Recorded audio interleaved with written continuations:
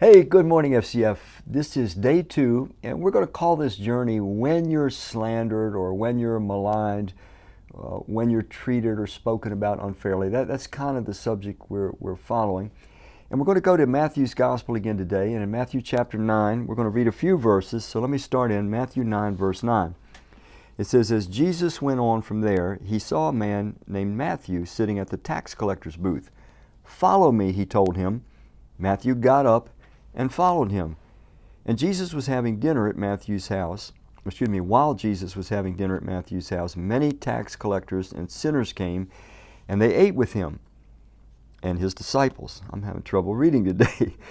When the Pharisees saw this, they asked his disciples, "Why does your teacher eat with tax collectors and sinners?" Notice the derision based on who Jesus is associated with.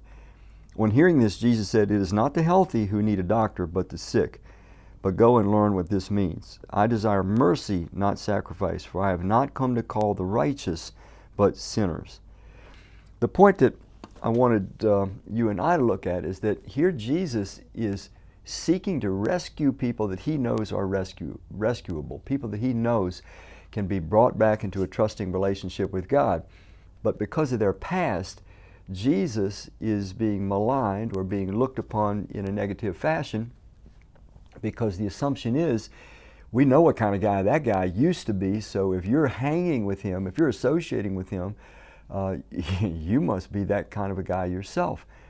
And we can encounter this same thing because as Christ followers, we want to be available, particularly to those that are far away from God, but sometimes those that have been themselves Christ followers for a long time, they see us associating with people that they think are the sorts that should be avoided, and they start wondering about us. They start associating our character and our conduct with the character and conduct of the people that maybe are still apart from Christ. They forget their own life perhaps when they were apart from Christ, or maybe they were the sort that grew up in the church, whatever the case may be.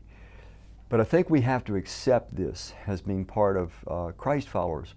If we're going to build relationships with those that are apart from Christ, it's often going to be misunderstood. Now, we ourselves, though, have to be on our guard because in our desire to associate and affiliate and build a bond with these folks, we have to be careful that we don't drift when it comes to our own moral compass.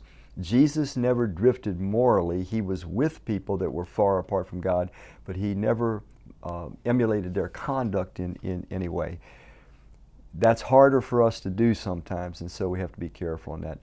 But be proud when you are slandered because you're involving yourself with people that are far from God. Be glad and know that the eyes of heaven are favorably upon you. Thank you for taking this day 2 journey with me.